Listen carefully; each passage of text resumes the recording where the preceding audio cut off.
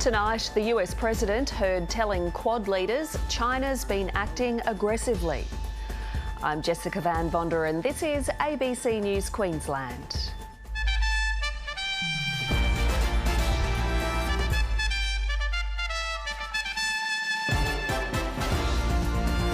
Israel braces for further Hezbollah retaliation after killing senior leaders.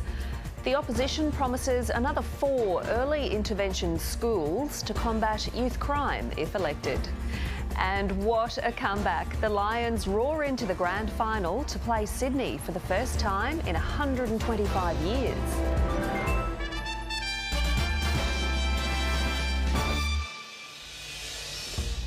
Good evening. US President Joe Biden has accused China of acting aggressively in the Pacific, arguing Beijing is testing Australia and other countries.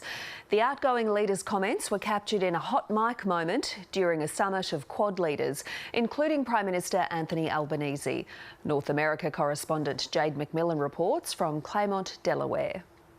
Fresh from his visit to Joe Biden's home, Anthony Albanese was welcomed to his old high school. It is absolutely delightful to be here amongst friends. Joining the leaders of India and Japan for the president's final Quad meeting. We're democracies. We're democracies who know how to get things done. The Quad it doesn't have a long history. That means it's not defined by tradition, but it also means it's not confined by it.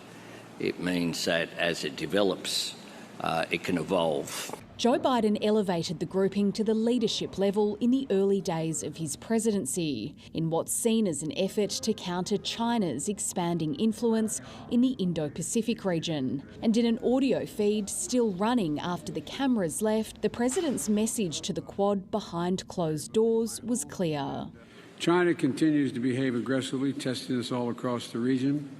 And it's true in the South China Sea, the East China Sea, South Asia, and the Taiwan Straits. The leaders agreed to closer maritime ties, including joint Coast Guard operations that the US says will take place in the South China Sea. The 4 countries will have personnel on perhaps a single vessel, improving the interoperability and the cooperation that occurs. Joe Biden is trying to use his remaining time in office to solidify his foreign policy legacy.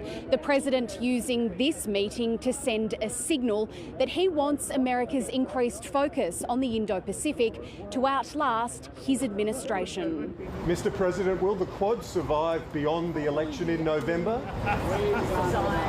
With Japan's Prime Minister also stepping down and an Australian election approaching, there'll be at least a couple of new faces at the next Quad meeting. Never goodbye. He's at the end of the telephone. I get these. Another farewell in Joe Biden's long goodbye. Jade McMillan, ABC News, Claremont, Delaware. Israel is bracing for further retaliation from Hezbollah after killing a senior militant commander in a strike in Lebanon's capital.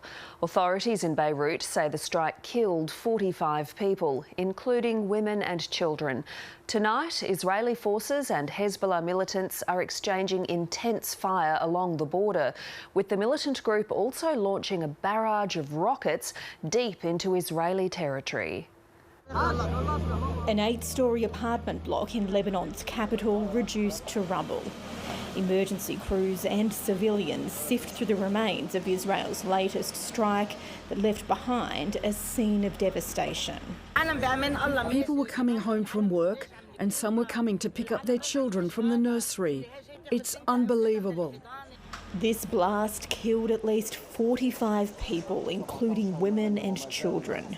Among those killed was senior Hezbollah commander Ibrahim Ail, who led the group's elite unit, the Radwan force. No matter how much they strike us, we will not waver. The strike sparked a significant Hezbollah response deep into Israeli territory. This footage showing Israel's Iron Dome missile defence system in action. With fears further retaliation could follow, the Israeli army ordered restrictions on large public gatherings across the country's north and cancelled all education activities. Dozens of Israeli Air Force aircraft are currently striking terrorist targets and rocket launchers to remove the threat to Israeli civilians. The conflict is not just a war of weapons, but a war of words and ideas. We're just going to break into some news that's coming in our Al Jazeera office. Israeli soldiers raiding Qatari broadcaster Al Jazeera's office in the West Bank with a military order to shut down the bureau for 45 days. But as Israel flexes its military might on a growing number of fronts, anger and opposition to the war back home is growing, with calls for peace and a return of hostages growing ever stronger. As the conflict continues, a grim toll on the people of Gaza. More than 41,000 dead in the Gaza Strip since October 7. Alison Horn, ABC News, Jerusalem. Brisbane had been written off, were wounded but never lost belief, producing a lion-hearted comeback to defeat Geelong in a prelim at the MCG. It sets up a non-Victorian decider against Sydney as the Lions now get their chance at avenging 12 months of premiership pain. No longer just Lion Kings, but comeback kings. Brisbane just had unfinished business to attend to. Fans watched on in Brisbane's pubs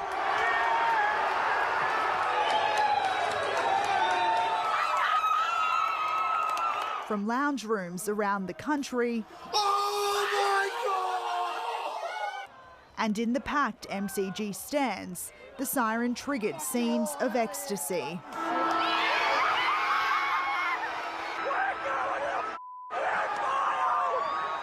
From 2-5 to start the season to still standing on the last Saturday in September. If you had have said to me at the halfway mark of the season we're going to be playing in the grand final at the end of the year, I probably would have said you're crazy. 44 points down last week, it was 25 points the Lions had to claw back against the Cats. To Logan Morris, out by 2 goals. As Brisbane ensured a non-Victorian decider for the first time since 2006. That's great for footy in those states, sort of old Fitzroy versus South Melbourne. The whole state's going to swing behind the Lions now. They can go to Melbourne, win the flag and bring it back to Queensland. The Swans held an open fan session today at the SCG. Definitely spurs us on that little bit more at the end of quarters, and we're very grateful to have such great supporter base. While redemption's driving this Lion after last year's grand final. That's 250s. Now against Jared Berry. Part of my footy journey, and it is what it is, but I'm a bigger person than just football, and my mum taught me about resilience, and I'm a resilient person, so yeah, we're back. Berry's mum died from breast cancer when he was 15. Jessica Stewart, ABC News. The state government has made a pitch for the Green Vote, promising to boost its nature fund by $140 million. The scheme's designed to encourage sustainable farming, but Queensland's leading agricultural body says it's been left in the dark. A tree change on the unofficial campaign trail. Today we're supercharging Queensland's natural advantages. In a bid to encourage eco-friendly farming, the government announced it would boost the Queensland Nature Fund. So we will fund into those projects through QIC to ensure that they are accelerated. Producers would be given money to continue sustainable farming. We can't afford the wars over land clearing. But Peak Body Ag Force, which represents cattle, cane, grain and livestock producers, says it wasn't part of the consultation process. The signal it sends to members ahead of the state election is one of not being considered rightly and equally. There are a number of things that are missing. Queensland Farmers Federation has been consulted, so there's a range of agricultural groups. The opposition announced it would expand its plan to build 4 new early intervention schools to help children from grade 7 who are at risk of committing crimes. A lot of those schools only operate from grade 10 or grade 11 through to grade 12. 4 new schools would be alongside 2 previously announced schools for young people on court orders costing $40 million. This is gold standard. Earlier than ever before, more targeted than ever before, and it will stop the number of victims reaching levels that we've never seen before. The opposition also launched an ad featuring Capalaba candidate Russell Field calling for tougher action on youth crime. My son, daughter-in-law and unborn grandchild were victims. The government rejects claims its youth crime messaging isn't being heard. We're being fair dinkum with Queenslanders. We're telling them what our programs are. We're telling them the reduction in crime that is happening as a result. Lawrence Jeffcoat, ABC News. When Northlake's mother, Emma Lovell, was fatally stabbed in a home invasion on Boxing Day 2 years ago, it shocked Queenslanders. The brazen attack and others led many to declare the state is in the grips of a youth crime crisis. Reporter Mackenzie Colohan sat down with Emma Lovell's husband, Lee, to gauge his thoughts on youth crime.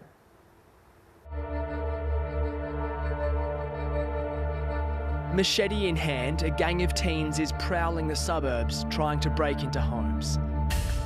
The young criminals are committing more brazen and violent crimes, and they definitely are not afraid of being caught. Driving dangerously in stolen cars, taunting police, and bragging about their crimes on social media. More guns, yeah. I think a lot of the kids are just lost, and they see it as an adrenaline rush, you know. People are still having their cars and homes broken into. Like, what change is there? Like, what is the government doing to try and curb that? For Lee Lovell, it's personal. His wife Emma was stabbed to death in their front yard during a home invasion on Boxing Day 2 years ago. You know, I've always seemed to notice the 26th of every month. You just think that there's like another month gone by, and this last one was pretty challenging to deal with, really, so, yeah. A then 17-year-old, who was on bail at the time, was found guilty of her murder and sentenced to 14 years in jail. But it's a life sentence for Lee Lovell and his 2 daughters. Yeah, I don't think I'll ever get over that, to be honest, you know, but then just planning now, like, what would you do? What would you do? Would you grab the baseball bat? Would you have time to get it? What happens if I'm in the kitchen and the kitchen, the bedroom? It's like, there's so many thoughts that like run through your mind in it, you know, and just... We can't show you their faces, but these boys have first-hand experience of the youth justice system. A program on the Gold Coast is turning their lives around. We're giving young people structure, we're giving young people routine. Like many of the boys in his program, founder Joe Tapuni Fromont grew up on the wrong side of the tracks and spiralled into a life of gangs, drugs and crime. His approach is simple: physical and mental health, providing training qualifications and getting them jobs. This is a very tough love program, and I think for our young people, they get it because we've come from that. So far, the program has helped 260 young people, boasting a 90% employment rate, and significantly, it claims a 79% decrease in reoffending. The boys now, they just need a bit of love. Like, they need that kind of lead in the right direction. They don't need to be locked up. Putting one young person through the program costs 10 grand. The cost of keeping a juvenile behind bars for a year is $750,000. The locking up of children, there is no evidence that that keeps the community safer. So currently, we are wasting that money. Queensland locks up more juveniles than New South Wales, Victoria, South Australia and the ACT combined. The National Children's Commissioner believes reforming the early warning systems of health, education and child protection would save taxpayers billions currently spent on locking teenagers up. We are allowing politics to get in the way of prevention based on the evidence. But for Lee Lovell, as he nears the second anniversary of his wife's death, that's a hard pill to swallow. I think things need to change, yes. If you're just going to keep reoffending for serious crimes, then you can't keep being let out all the time.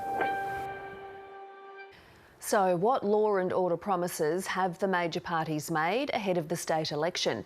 Here's state political reporter Rachel Stewart. Crime is a hot button issue in Queensland and the major parties know it. Labor has a $1.28 billion community safety plan over 5 years. It will increase support for victims, hire 900 extra police personnel and fund more resources such as tasers, wands and helicopters. Labor wants to build 2 new youth detention centres, one in Cairns, the other has started in Woodford. The Miles government also expanded a trial of police search powers to shopping centres and has opened children's court matters to victims, their families and the media. The detention as a last resort clause in the Youth Justice Act was also reworded. If elected, the LNP has promised to completely scrap it. It wants to introduce legislation by Christmas to sentence young offenders as adults for serious crimes such as murder. The LNP also wants to improve the rights of victims, fund more early intervention for juveniles, and introduce a 12-month plan for kids leaving youth detention.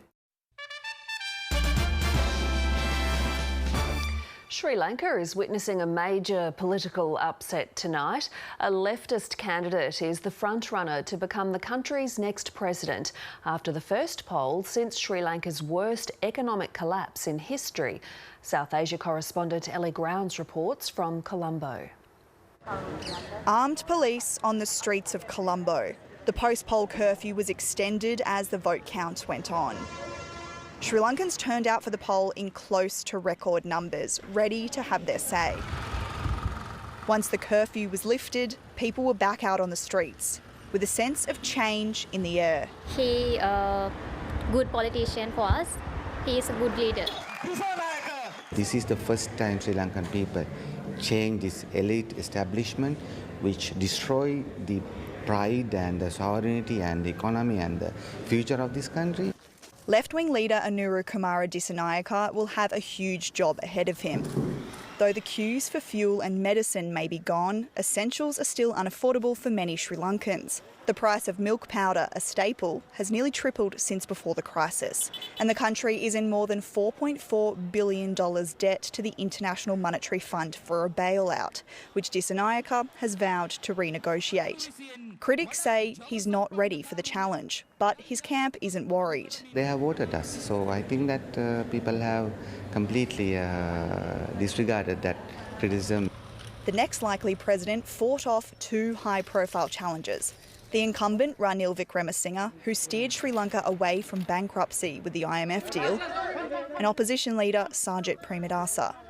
Another upset, the complete wipeout of the Rajapaksa family, who have dominated Sri Lankan politics for decades. They were like kings, they were like emperors here, but people have completely deleted them.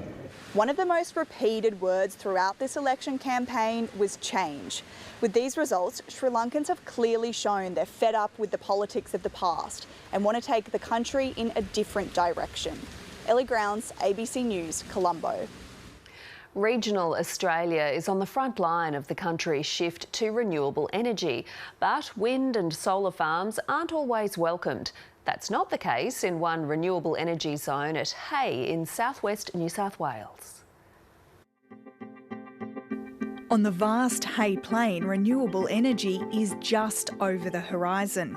This will be the largest economic and physical change that this community has experienced since settlement. Construction of high voltage transmission lines will make large-scale wind and solar possible, with community support and conditions. We are going to welcome this transition, but you are going to consider us at every point.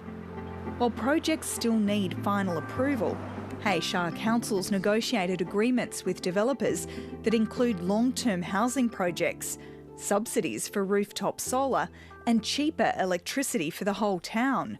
Residents could receive a $1,000 rebate on their energy bill every year for the next 30 years. It will actually embed wealth into the whole community. South of the Murray, Independent MP Helen Haynes is calling on the federal government to help other regions do the same. We've got to move our mindset away from purchasing social licence from communities into long-term regional development. No consultation, no consent. In many parts of the country, there's been fierce opposition to renewables. But French multinational NG says that's not the case at Hay. And we received 0 local objections, which is extremely rare for an energy project in the country. The company wants to build almost 200 wind turbines and 900,000 solar panels plus battery storage. Some of the turbines would be on Richard Cannon's land, providing drought-proof farm income. But he wants the benefits to stretch further. Landholders can see it to their business. The community can see it to support for projects in hay. And it's an industry not reliant on agriculture. On the floodplains at Guyini west of Hay, pelicans are feasting. These environmentally significant wetlands are being restored by the Ngari Ngari Tribal Council. It's looking to renewable energy to help fund conservation and social programs for Indigenous youth. Turn country back to its near natural state, and having the financial base to do that, to have that impact on people and country, that's the biggest outcome you can get. The wind farm footprint for us is just in here on our boundary. Partnering with Kalara Energy and Copenhagen Infrastructure Partners, they plan to build more than 70 turbines, 30 kilometres away from the wetlands on grazing land. Less than 1% of renewable energy developments in Australia have Indigenous ownership, compared with 20% in Canada. This project is showing that traditional owners can not only claim income from hosting turbines, but share in the equity and the decision making. It makes us independent, and that's what we've strived to do for many moons, and we're not far off doing it. Putting the power in the hands of the people. Emily Doak, ABC News, Hay.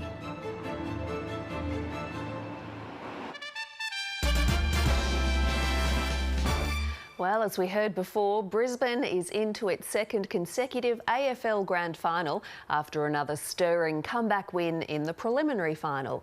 93,000 fans packed out the MCG last night as Brisbane found another gear to overcome Geelong by 10 points.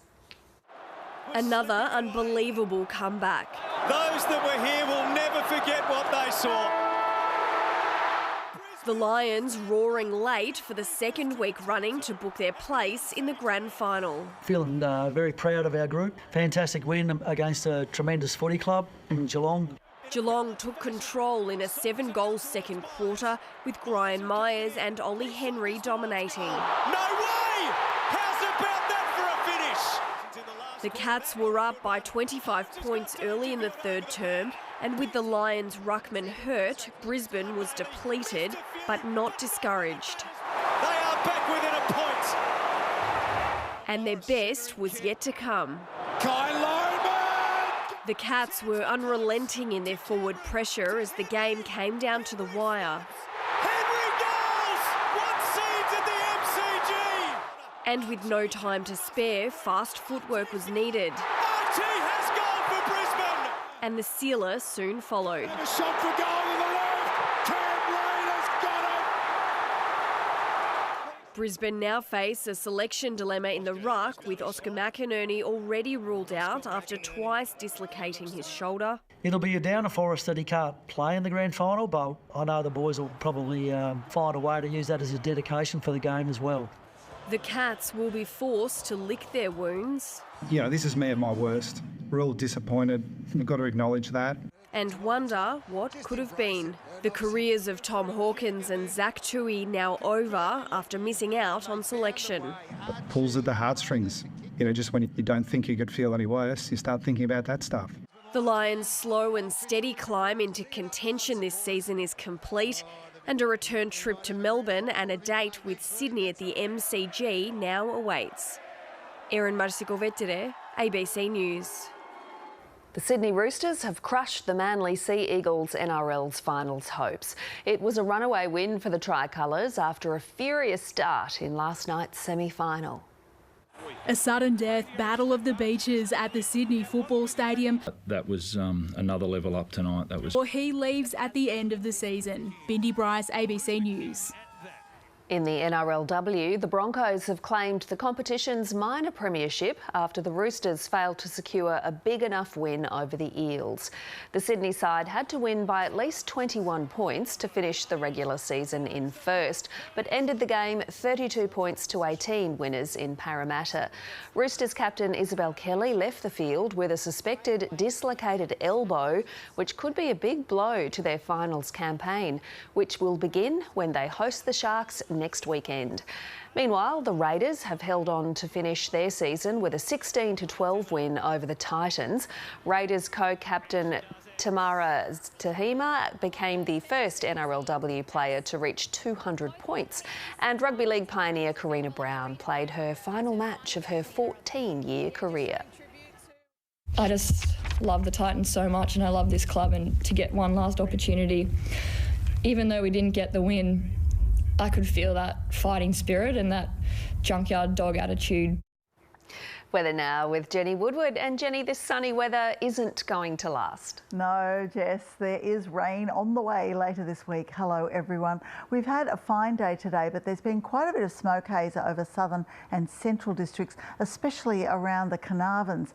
Cold and frosty on the Downs and Granite Belt this morning. We got down to 0 in Applethorpe and Oakey, and a little bit cooler today in the southeasterly flow, 27 in St George and 32 for Longreach, but hot up in the northwest. Palmerville hit 39, while it was 33, that is, in Cairns and Townsville.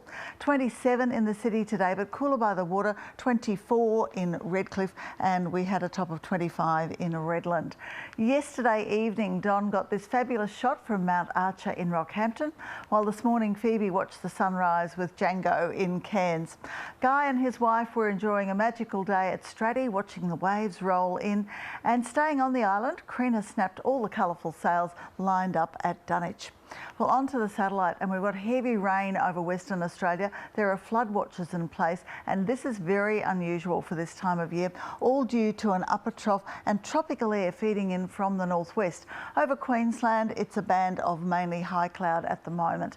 Staying fine over southern WA, so Perth's heading for a sunny 23 degrees, but some showers moving into Alice Springs. Fine and mostly sunny in Sydney, Canberra and Melbourne.